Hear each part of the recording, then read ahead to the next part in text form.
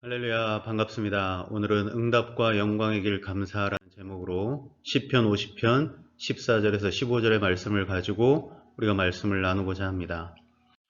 어떤 사람이 새벽 일찍 강가로 산책을 나갔습니다. 거닐다 보니까 가방 하나를 주어서 그 가방을 열어보니 돌덩이가 가득 들어 있었습니다. 그래서 이 사람은 심심하던 차에 그 가방 안에 있는 돌을 하나씩 주어서 강가에 던지기 시작했습니다. 풍덩풍덩 들려오는 물소리가 재밌게 들리면서 어느덧 시간이 흘러서 해가 돋기 시작했습니다. 드디어 마지막 한 개의 돌을 무심코 던지려는 순간 그 돌에서 반짝반짝 빛이 나기 시작하는 것입니다. 그래서 이게 뭔가 하고 봤더니 이것은 돌멩이가 아니라 바로 태양빛의 그 본 모습을 드러낸 다이아몬드였습니다. 그러니까 조금 전에 이 사람이 돌덩이인 줄 알고 던졌던 그 모든 것들이 다이아몬드였던 것입니다. 그것을 모르고 강가에 다 던졌던 이 사람, 지금은 그 사람의 손에 마지막 한 개의 다이아몬드가 들려 있었습니다. 이 사람은 너무나 아쉽고 아까워서 머리를 치고 가슴을 치며 넋놓고 그냥 멍하니 강만 바라보고 있었습니다. 넋놓고 멍하니 때로 이 모습이 우리들의 모습이 아닌가 싶을 때도 있습니다. 흘러간 수많은 세월들 속에 우리가 감사와 행복의 조건들을 무심코 던져버렸던 우리의 지난 날들이 떠오르기도 합니다. 그러나 우리들에게는 아직 남아있는 것들이 있습니다. 우리들에게는 아직 많은 것들이 남아 있습니다. 하나님의 자녀로 살아가고 또 가족이 있고 함께 기도할 수 있는 동역자들이 있고 오늘도 살아갈 수 있는 은혜가 있습니다. 아직 우리들에게는 많은 것들이 남아 있습니다. 우리들이 아직 우리에게 남아있는 그런 것들을 찾아보면서 낙심이 아닌 감사와 희망의 삶을 살아가는 우리들의 하루하루가 되었으면 좋겠습니다. 이 그림은 우리가 잘 알다시피 장 프랑스와 밀레의 만종이라는 그림입니다. 노을진 들판 위에 한 가난한 부부가 일을 마친 후에 서로 이렇게 기도를 하고 있습니다. 하루를 도와주신 하나님께 그리고 감자를 수확할 수 있는 하나님께 감사 기도를 드리고 있습니다. 하지만 집으로 돌아갈 시간이 되었음에도 불구하고 감자는 얼마 거두지를 못했습니다. 그 이유는 이 밭이 자신들의 밭이 아니라 다른 사람의 밭이었기 때문이었습니다. 코로나로 인해서 올해는 참 어려운 삶을 우리가 살아가고 있습니다. 우리의 활동도 거리두기로 제한되어 있고 경제 사정도 물론이고 모든 것이 멈추어 선 듯하고 오히려 힘들고 우리의 발목을 잡는 것 같습니다. 개인으로부터 시작해서 나라에 이르기까지 정말 요즘은 감사할 수 없는, 감사를 찾을 수 없는 그런 상황인 것 같습니다. 이럴 때는 어찌 보면 감사보다도 위로와 격려가 더 필요한 것 같다는 생각도 듭니다. 저 부부에게도 역시 감사보다는 위로가 격려가 더 필요해 보이는 것 같습니다. 가난하고 땅 한 평 없는 저들, 수확한 것도 주인이 다 가지고 가고 남은 몇 알 만의 감자를 가지고 있는 저들의 모습을 보면 고난과 궁핍 속에 위로와 격려가 더 필요한 것 같은 생각이 듭니다. 그럼에도 저들은 하루 일을 마치는 그 순간에 두 손을 모으고 기도하고 있습니다. 저런 저들의 모습을 보고 있노라니 이런 생각이 들었습니다. 저들의 모습에는 왠지 불쌍하다, 안 됐다라는 생각보다는 강하다는 느낌을 받았습니다. 저들의 지금은 이런 고난과 궁핍이 있지만 그러나 저들의 저 모습 속에는 그 궁핍에 쉽게 굴복할 것 같지 않다는 생각이 들었습니다. 삶에 대한 궁핍과 가난에 대한 굴복이 아닌 버팀과 끈기가 느껴지기 때문입니다.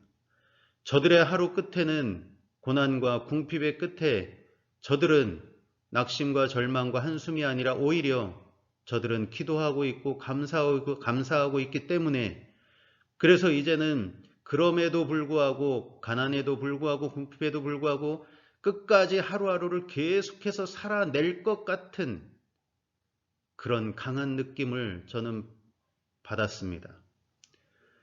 여러분 정말 강한 것이 무엇일까요? 저런 척박한 상황에서도 낙심이 아니라 감사할 수 있다는 것, 포기가 아니라 기도할 수 있다는 것, 이것이야말로 진정으로 강한 것이 아닐까 생각합니다. 이것이야말로 우리 그리스도인들이 세상에서 주는 시험과 싸워야 되는 강함이 아닌가라는 생각을 하게 됩니다. 모든 전쟁에서의 승리는 어느 쪽이 더 강한가에 달려 있습니다. 강한 쪽이 승리하게 되어 있습니다. 위로와 격려도 분명 필요한 것이지만 승리를 위해 나아가야 한다면 위로와 격려보다 더 강한 것이 필요합니다. 그것이 바로 기도와 감사인 것입니다. 사도행전 16장에 보면 빌립보에서 바울과 실라가 전도하다가 옥에 갇히는 일이 발생합니다. 근데 그 두 사람은 옥에서 무엇을 했느냐? 성경에 보면 그들은 한밤중에 바울과 실라가 기도하고 하나님을 찬송했다고 했습니다. 그들은 그 감옥에서 찬송하고 기도했습니다.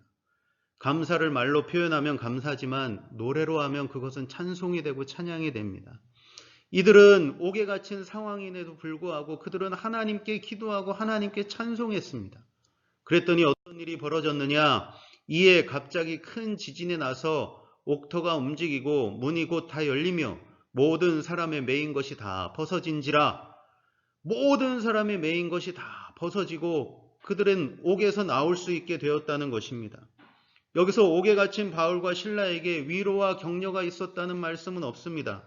죄수들이 서로 위로했다, 바울과 실라가 서로 격려했다, 이런 말씀은 없습니다. 오직 그 순간에 그들에게 있었던 것은 기도와 찬송이었다는 것입니다. 큰 지진은 하고 옥문이 열리고 묶인 것이 다 벗어져서 바울과 실라가 옥에서 풀려나게 된 것은 위로와 격려보다는 감사의 찬송, 감사의 기도였다는 것입니다. 우리의 삶의 문이 막히는 것이 열리는 것은, 묶인 것이 풀리는 것은 감사와 기도라는 것입니다. 역대하 20장에 보면 모압 자손, 암몬 자손, 마온 사람들이 연합해서 유다를 공격하기 시작합니다. 열세에 몰린 유다왕 여호사밧은 적의 위세에 눌려 기가 죽어 있을 때 그들은 하나님께 기도했습니다. 하나님께서 말씀하십니다. 성가대를 맨 앞에 세워서 찬양하라고 말씀하십니다. 여호사밧은 하나님의 말씀대로 전쟁 중에 성가대를 맨 앞에 세워서 하나님을 향한 놀라운 찬양을 시작하게 됩니다. 찬양이 시작되자마자 하나님이 숨겨두었던 복병이 일어나서 적들을 섬멸하는 일이 발생하게 됩니다. 그 찬양은 다른 것이 아니었습니다. 여호와께 감사하세 그의 인자하심이 영원하도다 하는 것이었습니다. 호전적인 행진곡이나 군인의 사기를 돋는 군가가 아니었습니다. 그들은 그저 하나님의 성품을 찬양했던 것뿐입니다. 여호와께 감사하세 그 인자하심이 영원하도다. 하나님을 향한 감사 찬송을 했던 것입니다. 이 전쟁에서도 마찬가지입니다. 이 전쟁에서도 이들은 격려와 위로보다도 감사와 찬송이 있었습니다.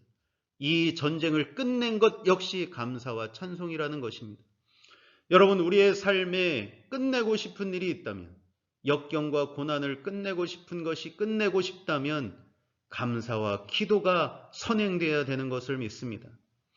오늘 우리가 읽은 본문에도 마찬가지입니다. 본문 마지막 부분에 이런 말씀이 있습니다. 내가 너를 건지리니 내가 나를 영화롭게 하리로다. 여러분, 이것이 우리들이 바라는 것 아닙니까? 혹여나 지금 우리들 가운데 어려움을 겪는 분이 계시다면 그 어려움에서 건짐받고 나아가 건짐받는 나의 삶으로 하나님께 영광 돌리고 싶은 마음, 이 마음이 우리들 가운데 있지 않습니까? 이것이 우리들의 소원 아닙니까? 문제 속에서, 구렁텅이 속에서 건짐받고 그래서 하나님께 영광을 돌리며 감사 찬송 돌리는 것, 이것이 오늘도 기도하고 있는 우리들의 기도 제목 아니겠습니까? 그런데 이런 삶을 위해서 성경은 세 가지가 필요하다고 합니다. 오늘 본문에 보면 먼저 감사로 하나님께 제사를 드리고 하나님께 서원한 걸 갚고 환난 날에 나를 부르라, 부르짖으라, 이 세 가지를 하라는 것입니다. 그 첫째가 뭐냐? 감사로 하나님께 제사를 드리라는 것입니다. 우리가 우리의 삶의 구렁텅이에서 건짐받는 그 시작이 바로 예배입니다. 그런데 이 예배가 얼마나 중요한가? 출애굽 당시에 모세가 바로왕에게 출애굽의 이유를 말합니다. 그들이 이르되 히브리인의 하나님이 우리에게 나타나셨은즉 우리가 광야로 사흘길쯤 가서 우리 하나님 여호와께 제사를 드리려 하오니 가도록 허락하소서. 하나님 앞에 예배 드리려 가야 하니 우리를 풀어달라는 것입니다. 하나님을 향한 온전한 예배를 위해서 묶인 곳에서 풀어달라는 것입니다.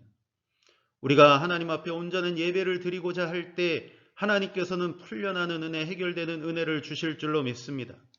요한복음 4장에 보면 아버지께 참되게 예배하는 자들은 영과 진리로 예배할 때가 오나니 곧 이때라. 아버지께서는 자기에게 이렇게 예배하는 자들을 찾으시니라 하셨습니다. 우리 하나님은 때와 상황에 좌지우지 되는 것이 아니라 온전히 하나님 앞에 예배드리는 자를 찾고 계시다는 것입니다. 하나님은 온전한 예배를 드리는 자에게 구원의 은혜, 건짐의 은혜, 하나님께 영광 돌리는 삶을 주신다는 것입니다. 그런데 문제는 무엇이냐 하면 누가 과연 진정한 예배를 드리는가입니다. 우리는 다 같은 시간에 같은 찬송을 부르며 같은 본문의 말씀을 읽고 같은 설교를 듣고 나누고 있습니다. 사람이 볼 때 누가 진정한 예배를 드리고 있는지 우리는 잘 모릅니다. 그러나 하나님은 알고 계시다는 겁니다. 누가 진정한 예배를 드리고 있는지 그것을 판단하는 기준이 하나님께는 있다는 것입니다. 그 판단이 뭐냐? 바로 감사하는 것입니다. 오늘 우리들이 드리는 이 예배가 얼마나 하나님 앞에 상달되는 예배인가, 얼마나 하나님께서 기뻐 받으시는 예배인가, 그것은 지금 나는 이 예배를 얼마나 진정한 감사의 마음으로 드리고 있는가, 그렇지 않은가에 달려 있다는 것입니다. 왜 감사가 기준이 되느냐? 감사는 히브리어로 야다라고 합니다. 그런데 이 야다의 뜻은 감사한다, 찬양한다, 축하한다라는 뜻이 있습니다. 그리고 또 하나의 뜻이 있답니다. 속을 보여준다, 고백한다라는 뜻도 이 야다, 감사라는 뜻에 속해 있다는 것입니다. 그러니까 여러분, 왜 하나님께서 우리 감사를 이렇게 귀하게 보시는지, 왜 이 감사를 기준으로 삼으셨는지 우리는 이 뜻을 보면 알 수 있습니다. 이 감사는 우리들의 속마음을 고스란히 드러내주는 것이기 때문에 중심을 보시는 우리 하나님께서 감사를 보신다는 것입니다. 그래서 오늘 이 예배 가운데 우리 속마음이 고스란히 다 하나님 앞에는 다 드러내 보여지고 있습니다. 내가 억지로 나온 것이냐 아니면 정말 예배를 사모해서 나온 것이냐, 이 순간 감사하는 나를 보면 그것을 알 수 있다는 것입니다. 예배뿐만이 아닙니다. 평소에도 하나님을 향한 우리들의 솔직한 심정이 어떤지가 그 사람의 감사 생활을 보면 알 수 있다는 것입니다. 그래서 골로새 3장에 보면 또 무엇을 하든지 말에나 일에나 다 주 예수의 이름으로 하고 그를 힘입어 하나님 아버지께 감사하라, 이렇게 말씀하고 계시는 것입니다. 그리고 주님은 말씀하십니다. 내 소원을 갚으라. 여러분, 누가 소원을 갚을 수 있습니까? 의무보다도 책임보다도 감사가 소원을 갚을 수 있는 더 강한 힘이 되는 것입니다. 하나님 앞에 감사의 마음을 가질 때 우리는 하나님과의 약속을 온전히 지켜나갈 수 있게 되는 것입니다. 쉬운 성경에 보면 이렇게 되어 있습니다. 하나님께 감사의 제사를 드리고 서원을 갚고 그 다음 쉬운 성경에 보면 그리고 어려울 때 내게 부르짖어라, 이렇게 기록되고 있습니다. 그리고가 들어가 있습니다. 하나님께 감사하고 그리고 서원한 걸 갚고 그리고 내게 부르짖어라, 이렇게 말씀하고 있습니다. 즉 하나님 앞에 부르짖기 위해서는 반드시 감사가 꼭 들어가야 된다는 것입니다. 아무것도 염려하지 말고 다만 모든 일에 기도와 간구로 너희 구할 것을 감사함으로 하나님께 아뢰라. 감사함으로 아뢰라. 기도를 계속하고 기도에 감사함으로 깨어 있어라 하고 말씀하십니다. 여러분, 우리의 삶에 승리하려면 계속 기도해야 됩니다. 끊이지 않고 기도해야 됩니다. 그리고 또 하나, 그 기도 안에는 반드시 감사가 들어가 있어야 되는 것입니다. 누가복음 17장에 보면 10명의 나병 환자가 예수님께 고침받은 사건이 나옵니다. 다 알다시피 10명이 다 고침을 받았습니다. 그런데 성경에 이렇게 기록합니다. 그 고침받는 그 순간을 이렇게 써놨습니다. 소리를 높여 이르되 예수 선생님이여 우리를 불쌍히 여기소서 하거늘 10명의 나병 환자가 예수님을 보자 소리를 높여 예수님을 부릅니다.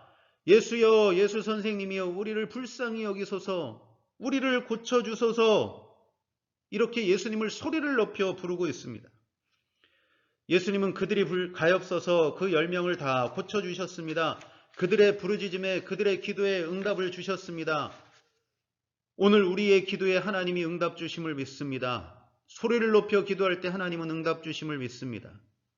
예수님은 10명의 나병 환자에게 다 응답을 주셨습니다. 그리고 그 다음에 일어난 사건이 이런 사건이 일어났습니다. 10명이 돌아가다가 한 명이 자기 나은 것을 보고 그 중에 한 사람이 자기가 나은 것을 보고 큰 소리로 하나님께 영광을 돌리며 돌아와 예수의 발 아래에 엎드려 감사하니 그는 사마리아 사람이라 이렇게 기록하고 있습니다. 10명의 나병 환자는 하나님께 큰 소리로 우리 예수님께 큰 소리로 기도했습니다. 그리고 응답받고 돌아갔습니다. 그러나 하나님께 그 예수님께 감사로 돌아온 사람은 한 명뿐입니다. 근데 그 한 명이 이렇게 돌아왔다는 것입니다.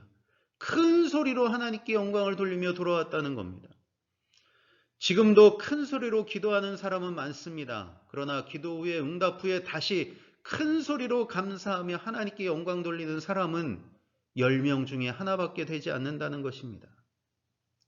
이것을 보면 감사가 속을 드러내는 것인 걸 왜 그런 표현이 있는지를 우리는 알 것 같기도 합니다. 큰 소리로 기도하는 건 누구나 하지만 응답받은 후에 큰 소리로 감사하는 것은 누구나 하지를 못한다는 것입니다. 이 큰 소리로 하나님께 영광을 돌리며 감사하는 이 사람에게 예수님은 이렇게 말씀하십니다. 이 이방인 외에는 하나님께 영광을 돌리러 돌아온 자가 없느냐 하시고 그에게 이르시되 일어나 가라 내 믿음이 너를 구원하였느니라 하시더라 이렇게 말씀하셨습니다. 여러분 감사하는 자에게 하나님은 그 중심을 보시고 그에게 구원까지 주신다는 것입니다. 서두에서 말씀드린 것처럼 어쩌면 지금 우리들의 형편과 사정을 보면 위로와 격려가 더 필요할지도 모르겠습니다. 분명 이 시대는 위로와 격려가 필요한 시대입니다. 그러나 그 일을 끝내는 것은 모든 것에서 승리를 가져오는 것은 그리고 모든 것에서 건진받는 것은 위로와 격려보다도 감사와 기도라는 것을 우리는 꼭 기억해야 될 줄로 믿습니다. 위로와 격려는 하나님 앞으로 나아가게 하는 힘이 됩니다. 그리고 하나님 앞에 나아간 우리들은 기도하며 감사함으로 하나님께 영광을 돌려야 될 줄로 믿습니다. 여러분 제일 시원한 물은 언제 마시는 물일까요? 땀을 흘린 후에 마시는 물이 제일 시원할 겁니다. 비싼 물, 안 비싼 물 그런 거 상관하지 않을 겁니다. 제일 맛있는 밥은 언제 먹는 밥이 제일 맛있을까요? 며칠 굶은 뒤에 먹는 밥이 제일 맛있을 겁니다. 반찬이 좋으냐, 반찬이 나쁘냐 이런 걸 따질 겨를이 없을 것입니다. 언제 드려지는 감사가 제일 귀한 감사가 될까요? 내가 막 땀을 흘리며 고난과 싸우고 있을 때 드리는 감사. 내가 며칠을 못 먹은 것처럼 힘들어서 어려움 속에서 허덕일 때 드리는 감사. 이 감사가 가장 귀한 감사요, 가장 능력이 되는 감사일 것입니다. 여러분, 힘을 내서 감사하십시다. 힘을 내서 하나님께 영광 돌립시다. 하나님은 그것을 기뻐 받으시고 그것을 통해 우리의 믿음을 보십니다. 감사하는 우리의 입술을 통해 믿음을 들으시고 감사하는 우리의 마음을 보시며 우리의 믿음을 보시는 것입니다. 거기에 하나님은 건져주시고 하나님께 영광 돌리는 삶을 주시는 줄로 믿습니다. 오늘 우리들이 이렇게 예배를 드릴 수 있고 환난 날에 기도할 수 있으며 감사로 하나님께 나올 수 있는 가장 큰 이유가 있습니다. 오늘 본문 7절에 나는 하나님 너의 하나님이라고 말씀하고 있습니다. 하나님이 누구십니까? 하나님은 우리의 하나님이 되십니다. 하나님이 말씀하십니다. 나는 너희의 하나님이라고. 하나님께서 우리의 하나님이 되어주셔서 무엇을 하십니까? 하나님은 여러분 여기에 이름을 넣어서 한번 고백해 보십시오. 나는 암흑의 하나님이로다. 하나님은 우리의 하나님이 되십니다. 우리의 하나님이 되셔서 하나님은 우리에게 말씀하십니다. 두려워하지 말라. 내가 너와 함께함이라. 놀라지 말라. 나는 내 하나님이 됨이라. 내가 너를 굳세게 하리라. 참으로 너를 도와주리라. 참으로 나의 의로운 오른손으로 너를 붙들리라.